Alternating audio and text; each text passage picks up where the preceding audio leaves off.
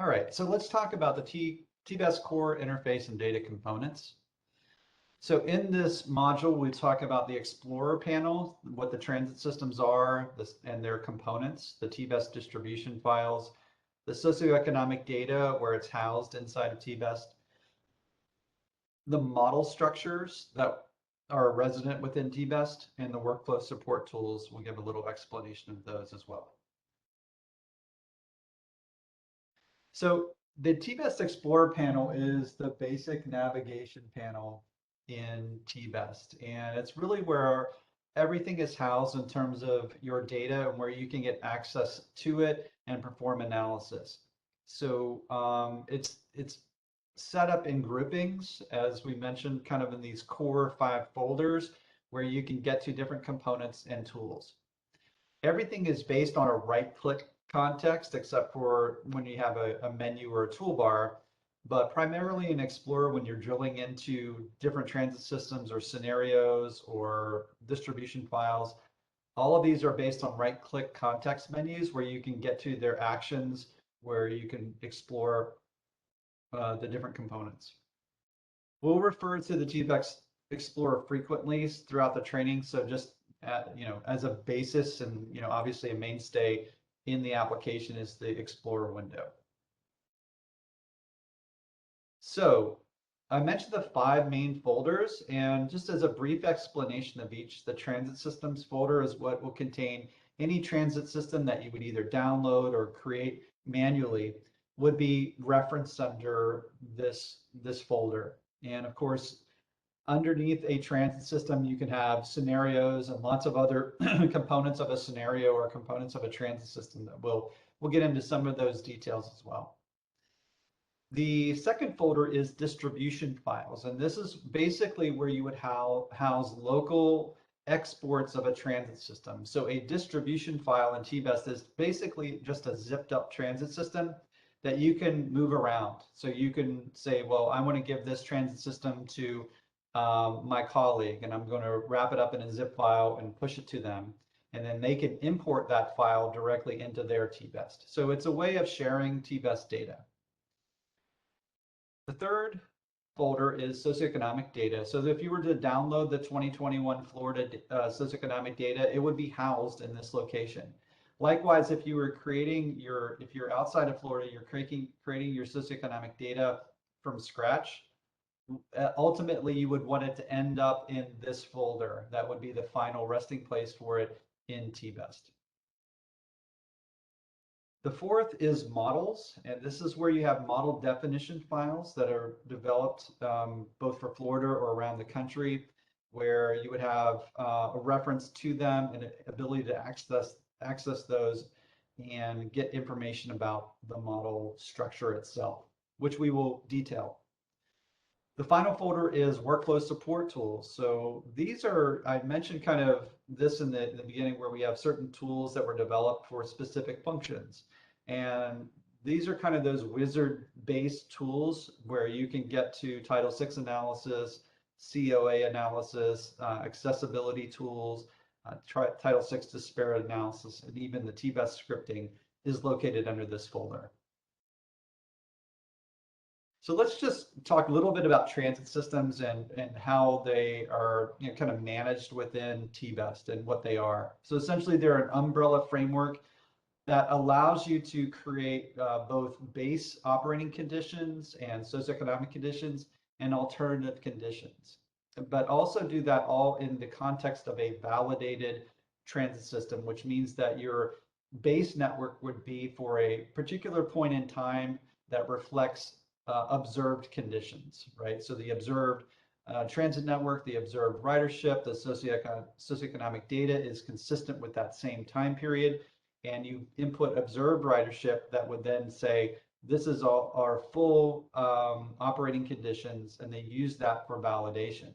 So that was your base network, and then you have your alternatives, which would be your future year networks and scenarios that you would want to analyze.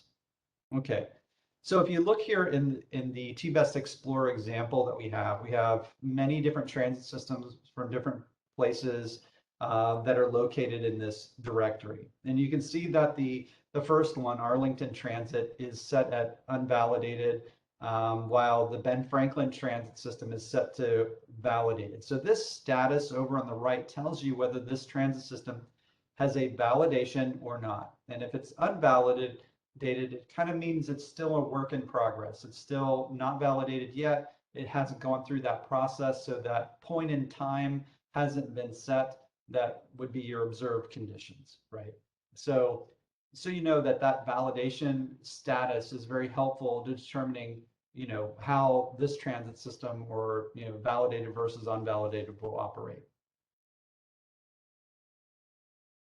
So in terms of just components of a transit system in TBEST, you have a transit network, which could be imported from a GTFS that would be defined by the routes and stops and schedule. You have stop amenities, you have fares, you have operating costs, you have interline routes, special generators, lots of definitions that we'll go through in what is a TBEST transit network.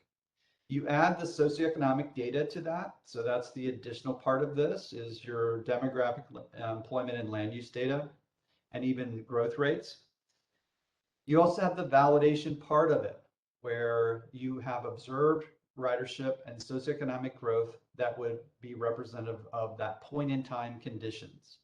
And once you have all that, you have your full TBEST transit system that these are kind of the components of a TBEST transit system. Okay, so one question is, where does all this data come from? Typical transit system data. And in terms of the operations data, mainly it comes from the transit agency themselves, where they have at the highest level the system policies for Title VI, for operating costs, and even the service area definition would come from the agency itself. And then specifically to departments, the scheduling department might have the GTFS. The planning department would have any proposed routes or study areas or system changes that they might want implemented. The operations department would have fares, costs, vehicle informations, interline routes, and ridership data. And then the GIS department might have stop amenities and park and ride locations, along with other data as well that they might keep on their own. And then additionally, you might have NTD data that enters this in terms of your operations data. So if you don't have localized agency data, then you might refer to the NTD. But in general, the agency data would override probably the NTD data because it is a little bit older, and you would want the latest and greatest from the operations side from your agency operations department. So other components would be the SE data, so the census, ACS, LEHD, your local assessors department for land use. So for Florida, this is already configured, right? No worries. You have your land use data in already. It's fully compatible with TBEST. For outside of Florida, you do not. So you have to go to your local assessors department, even their GIS department, and look at the data that's available and reference that the documentation that I mentioned earlier that FDOT provides on the website for configuring SE data outside of Florida, and see how it matches up with the requirements of TBEST. So it may or may not match up in terms of some of the fields that are available in your assessor data versus what TBEST requires. So that's up to your local analysts to do if you're doing this outside of Florida, is to make that assessment on how well it fits with TBEST. You also have Florida wage data, and that comes from Beaver, which is here in Florida, but you might have, it's basically a university research kind of aggregation of economic statistics. You probably have something similar to that in each state. You also have the BLS, the Bureau of Labor Statistics, for metropolitan statistical averages for person wages, and that's something we can talk about as well once we go and talk about scenarios. And then clearly you have the MPO, which has socioeconomic growth rates and base year population and employment counts that can be integrated directly into TBEST. Now, that last one, the MPO growth rates, that is not automatically integrated into the Florida systems. So that is something we're going to talk about, how to integrate that data into the Florida systems. So where is the TBEST transit system data stored? It's in the local data directory, installation data directory on your local machine, which is by default is TBEST. So when you install TBEST, it asks for a default location for your data or a location for the data. By default, it's CTBEST, but it could be anywhere in your local machine. So wherever you selected during the install is where it will be stored. It's stored in Esri file geodatabase format and Microsoft SQL Server database. And the database itself is called local DB, which means that it's basically isolated to your machine, right? It's not on SQL Server on your enterprise, it's a local database. And that is a free install. And whenever you install TBEST, it installs Microsoft SQL Server local DB when you install. So it just runs automatically. So all the data components are stored locally. And so we're actually going to be referencing this when we go through our training. And I'll just come off of this for a second and show you where some of this data sits. So I'm going to go to my TBEST folder. So here in my Windows Explorer, I have my C drive TBEST, and inside of it, I have several folders. All of these are TBEST folders, right? So whenever you install TBEST, it automatically creates these folders. Under transit systems, we have our Gator build folder, right? So this is where specifically Gator build data will be housed. And then we get into some additional data elements of it. And under the data itself, we have a folder that has information that we've kind of pre-packaged for the training.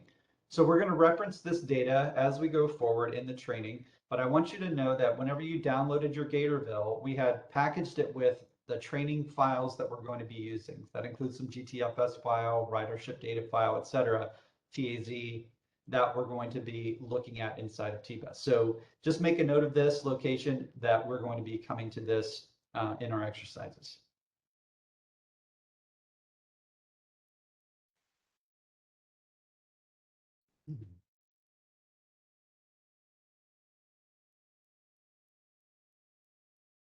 Okay, so the transit system components. So if you see here in our illustration, we have our Gatorville system that's validated for 2021.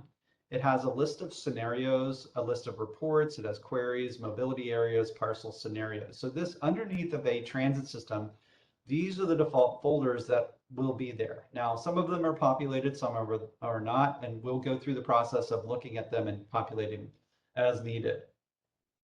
But primarily, we're going to be looking at the scenarios for the transit system and going through that. So in terms of scenarios, there's different structures on whenever the validated versus unvalidated. So we're going to look at the validated, whenever you have a validated transit system, the first scenario in the list will always be your base scenario, and it will always be read-only so that you cannot change it. So after validation, you will have a check mark by this first scenario, and it will always say base and read-only. Everything after that are your alternative scenarios. So you can be building a fall 2021 service change, your 2030 TDP alternative plans, 1 and 2. You can have a no build. You could be doing a grant application scenario or implementing a BRT in 2025. Each one of those will have copies of the network plus the changes that you've implemented for that specific scenario.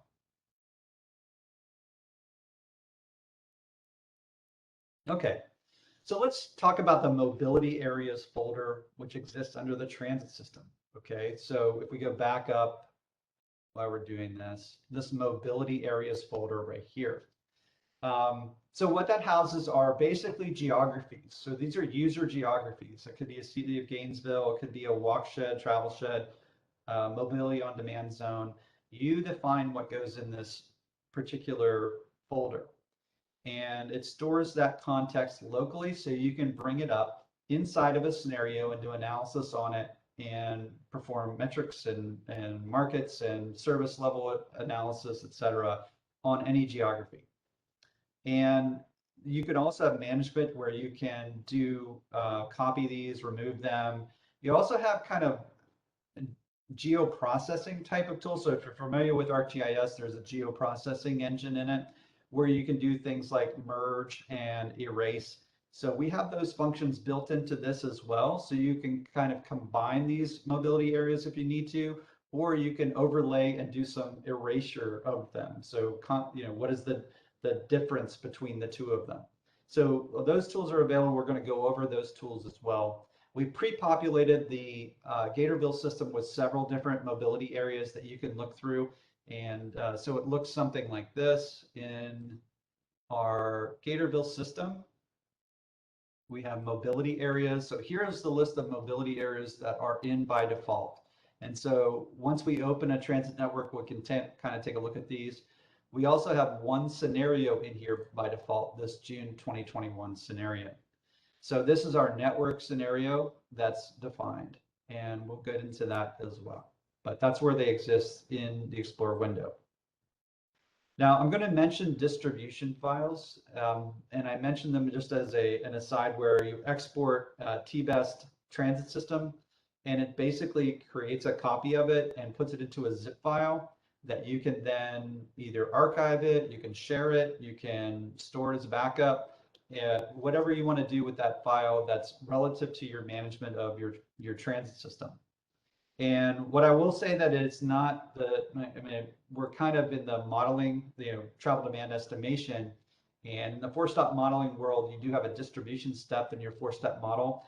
That's not what this is. This is just a export file. Basically, it's, unintended in terms of, how the crossover terminology, but essentially this is just an export. It's not part of a four-step model. Okay.